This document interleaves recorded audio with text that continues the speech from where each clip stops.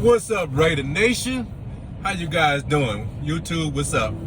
So this is gonna be week 2 wrap up of the Raiders and what we have done in week 2 and a preview of what we're gonna do in week 3. So obviously I'm very satisfied with that win. I'll mention it once again. I do think Pittsburgh is going to have a down year this year, but they're still a quality team. Okay, you cannot get past how consistent and how of a quality team they are year after year, and this year is no different. The only thing I think they're not quite good enough to make it into the playoffs. But that is still a quality win on the road, and the manner that we won this game, right? We won every facet of this ball game. We won the defense, we won on the offense, and we won in the special teams. Now, this is going to be strange, but I want to talk about the special teams because I don't want to overlook their importance, okay? The obvious is the field goals, right? Our kicker is making clutch field goals. Look at what he did in week 1, right? Just clutch, okay? This week, right? Any missed field goal changed the whole complexion of that game, okay? He nailed them, and he's been very consistent, okay? Let's not overlook that. The kicking coverage, consistent, okay? Our punter is changing the field constantly. He's pinning our opponents back constantly. Our special teams should not be overlooked because they are doing some quality work. So that's why I want to come and mention them first, okay? Now, I guess I should go on the offensive side. Because I was extremely impressed by quite a few things, okay? So, one of the issues that is very glaring, we have some injuries that we have to deal with on this offensive line, okay?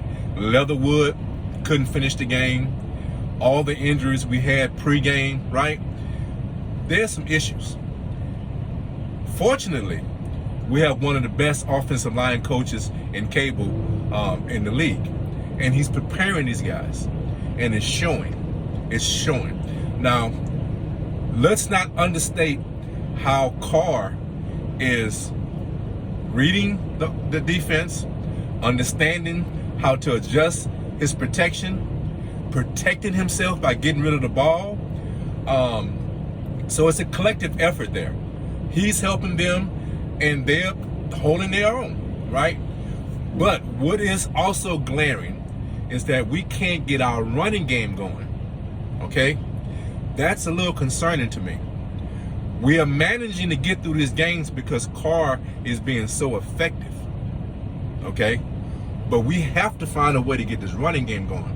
Now, obviously, our offense is, being very effective because, we're putting up points, but it's still, you're not going to go through the season. And actually, you can look at it cup half full, cup half empty, right? You can say half empty and say it's going to be a problem down the road. I want to be an optimist. And I'm going to say with as good as the offensive we have right now, just wait until our offensive line gets healthy and we start running the ball, and our running back gets healthy, with Josh get healthy, right? And we start running the ball effective. How are we going to be stopped? So I'm going to be the optimist and look at it that way. My cup is half full, okay? Because I just look at this offense is going to be so dynamic when we really, really get things firing, okay? Another thing that I was very impressed with was where Carr distributed this ball. First game, he was force feeding Waller, right? Later on, he involved some other guys, Waller and Renfro. Later on, he involved some other guys, and that was crucial to our victory. This week, he started off distributing all over the place. And that was my key before the season. This is what I mentioned before the season. We don't necessarily have to have a number one. But what we need to have is 4 guys with 60 plus catches. Okay? That's what we need. We need 4 quality guys to be extremely effective. And if we get that, this offense has no limits. Sky's the limits for these guys. So I was very impressed with that. And the offense has never been a huge concern. Running game is somewhat of a little concern, but I think we're going to solve that down the road, okay? Defensive side of the ball. So, this is not I told you so. So don't take it like that, okay? Don't take it like that, right? But I mentioned that we were so deep on this defensive line that's going to be a tremendous attribute down the road. Okay, I didn't know it was going to be needed so soon. I didn't know McCall was going to be going down that quickly, right? So our defensive line is creating pressure. We are not. Sorry, guys. So defensive line. So we're so deep. We're able to create pressure, right? Basically with our front 4. We're not having to blitz, and it's allowing our back end, our linebackers and our defensive backs to mix up coverages and play good coverage in the back end. So this is why our defense is so effective right now, okay? We're doing some things we haven't done in a long time, years, maybe decades, right?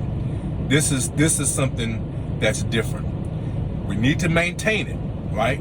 It's great to have this go on in week 2. We need this to go on in week 12, week 15. You understand what I'm saying? This needs to be sustained. But one thing I have to mention, and this what gives me such a positive vibe about this defense, right? We're not having to scheme up anything special. We are doing these things with effort, with coaching. How many times have you seen our players out of position? Have you? Okay? Have we been beat? Obviously. People are going to beat you. Okay? That's natural. But what I'm getting at is, how many times last year you had a guy bucket naked running down the field, and you got 2 defensive backs just looking, what happened? Okay? That's not being in a correct position. That's not being beat. Okay? Being beat is you are inches away from the guy and he outjumps you, or a back shoulder throw, and it's a great throw by the quarterback and he beats you. Okay? A great slant where he beats you off the line and he gets that slant or gets that outright. That's being beat. Okay? And that's going to happen. They pay them on the other side too. They just don't pay our players. They pay them over there too. They're professionals. Okay? So you're going to get beat from time to time. But what proper coaching does on the field, okay, off the field, but also on the field, when you have proper understanding of what your assignments are and have the discipline to uphold those assignments, that's being responsible. That's being defensively responsible. I think I just made up a term. Regardless, that's something that was lacking last year. Raider Nation, how many games we lost last year by just missed assignments? Okay? We'll be in the playoffs right now if we simply knew how to line up and guard the right guy. We would have been in the playoffs last year. Am I right or am I right? Okay? So That's what I like. This is what I see. Okay, we are lining up correctly. We are there's no missed assignments. Okay. One other thing I want to mention that we're doing well for 90% of the time, tackling. We are very efficient with our tackling. Again, you are going to get beat occasionally. And you know why I'm laughing? Even got put on his butt. Okay, fine, right? That guy gets paid too, right? But the point I'm making is the effort that we display when it comes to tackling, right? I see it. I see it. And I love what I see. Now, 10% of the time, we have to put forth a little more effort. I've seen some whiffs. I've seen some, missed tackles that I don't think you can really explain, right? Sometimes when you go in that film room, right, you got to explain where that effort was, right? And I see a couple of plays, but they are so far in between that I feel, right, that it has improved and it's much better. I think the quality of players we have across the board on that defense is so much better than we had last year, 2 years ago, 3 years ago. Okay, so I'm very impressed. I'm very happy. We just have to maintain and be consistent, right? I think this was a quality win. Another thing I want to mention, I think is very important, and this needs to continue also, because we saw some of it last year and it faded away. The play calling. And I'm not just talking about the plays that Gruden is sending in. I'm talking about the plays that Carr get to once he reads the defense, okay? Because what he's doing is aggressive. Now, we all know and we love to see that one big play to Riggs that sealed the game, right? And I want you to go back and watch that play. If Carr was being conservative, right? And think about what happened. He had a guy coming at him bucket naked, right? Nobody was about to block him. A free rusher coming right at him, right? He didn't panic. He went for the home run. Go back and look at that play. He had a check down. It was 3rd and 10, right? He had a check down that would have gave us the first down and continued to drive. But he was aggressive in his thought process. Whether Gruden is putting this in his head or this is his mentality, I don't care. I love it because our defense was playing well.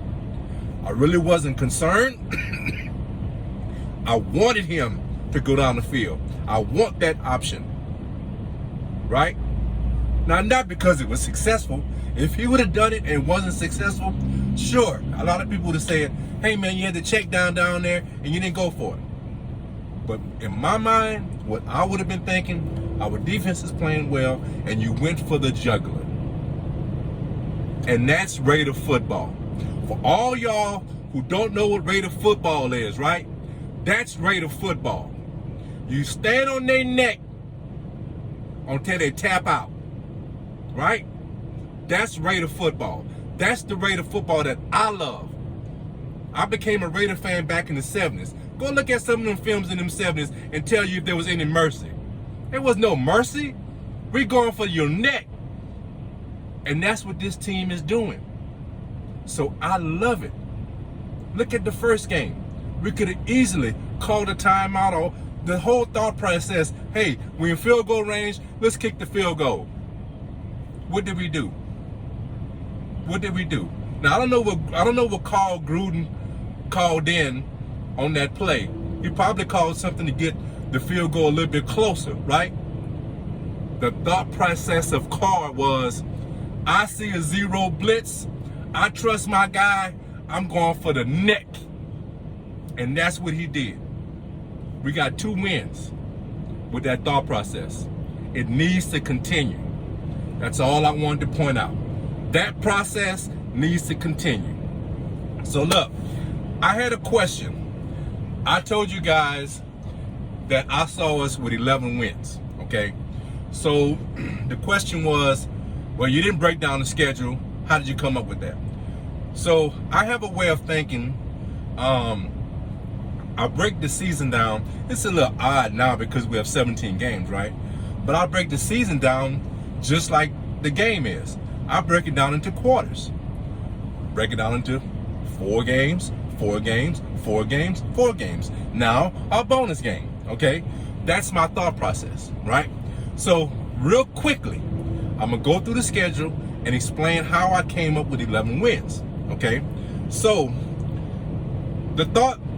my thought process, these first 4 games, I thought we would split. I saw 2 and 2, okay? Where they were going to come from, I thought perhaps, I'm not going to go into details. I'm not going into who I think wins and losses and where they're going to come from. I don't want to get bogged down into that, right? I'm going to just break down in quarters what I thought we were going to do. So the first quarter, Baltimore, Steelers, the Fins, and the Chargers, right? I saw a split. So I saw 2 wins, okay? Next quarter, you got the Bears, you got the Broncos, and you have Eagles and the Giants. I saw 3 wins in that quarter, okay? So that's 5, right? Next quarter, I saw the Chiefs, the Broncos, the Bengals, Dallas, and Washington. Again, I saw 3 wins. So now that's 8, okay? Now, we come down, tough part of the schedule, right? I was a little concerned. Again, the Chiefs, the Browns, the Broncos, and the Colts. I actually saw a split there, okay? I actually saw a split. So now we at 10 wins. Last game is the Nutless Boats. So you know how I felt about that. I saw a win, so I saw 11 wins. That's how I came up with my 11-win season, okay? We're on schedule. If you look at the next 2 games, I think these next 2 games are going to be winnable games for us. Will we win them? They have to put forth the effort, because nobody in this league is giving anybody anything. You got to earn it, right? So, moving on to the Fins. Let's talk about week 3. So, obviously, we owe the Fins, okay? We got in a position to win the game last year, and we just found a way of losing, okay? And, I kid by saying we owe them. We owe ourselves, really. We owe ourselves. We owe ourselves to do better, okay? And not play like crap, right? When the game is on the line. I really think that this is a game that we should win. We should be able to handle them. I don't know what Tua's situation is going to be, the quarterback situation. I'm not sure how that's going to play out. But one thing they have a problem with is protecting the quarterback. One thing that we have been consistent the last 2 games is getting to the quarterback. So I see, and also we're doing a pretty decent job of containing the running game, okay? You have some runs every now and then, but in general, we have contained 2 decent running teams, right? So I think that they're going to have a hard time putting up points, okay? I'm not saying a shutout, right? But I do see them having a hard time putting up points, bottom line. I think we're going to get pressure on whoever's quarterbacking. I think we'll contain the running game. And I see us being very successful defensively, okay? On the offensive side, I'm not being bullheaded. I'm not being overconfident. I'm going to simply say this, right? I don't think there are many teams in the league when we do what we're supposed to do, right? When we play on offense the way we're supposed to play, there's not that many teams in the league that's going to stop us from putting up points. Now, again, I'm not being overconfident. I'm stating facts, Okay? We have so many weapons. Obviously, Waller is probably our number one wide receiver, right? We don't have to have Waller with 10 catches to win the ball game. Okay? We actually have two very good tight ends. Okay? Foster Monroe is a waiting star. He would be a starter on a lot of teams. Okay? Obviously, Waller is, I think, top 3, if not top 5 tight ends in the league. He's very consistent and very reliable. But you're starting to understand, this team is not about one wide receiver. We have weapons across the board. You're starting to see what Edwards is about. You know what Ruggs can do, okay? Speed kills, right? Renfro, okay? Look, you can't rule out Jones, okay? Look at what he did in game 1, okay? And if you want to talk about Willie Snead has made a couple of catches. He kind of screwed up on that interception at the goal line in overtime, but we ain't gonna mention that. We're gonna let that go. We got the win, so we're gonna let that go, okay? But the point I'm trying to make is we have weapons across the board. We're not one-dimensional when it comes to the pass game. I didn't even mention Drake, okay? Coming out of the backfield, okay? So multitudes of weapons in the passing game. What I'm looking for, we need to get our running game going. How we do that, I'm not a coach, and I don't know, because our offensive line is a tad bit concerning. I say a tad bit because I have every confidence that Cable is going to have whoever's in there prepared. Okay? I think he's going to have them prepared. So, I feel that we have a great opportunity to get this win. I'm actually expecting us to get this win. I will be honest, I would be a little disappointed if we lost this game. Okay? But the Finns are a quality team. If you look at my opening about review of the season, I think they're going to compete for a playoff spot. So this again is a quality opponent, someone we cannot overlook. But I do feel that we have a great opportunity to get this win and go 3-0. That's my opinion. Let's hope they put forth the effort in game planning, in preparation, and being effective on the field to make that come true. So I'm gonna end this like I always do. Guys, take care of each other, love each other, and guys, be blessed. Raiders! Raider Kev is out. I had to give you one.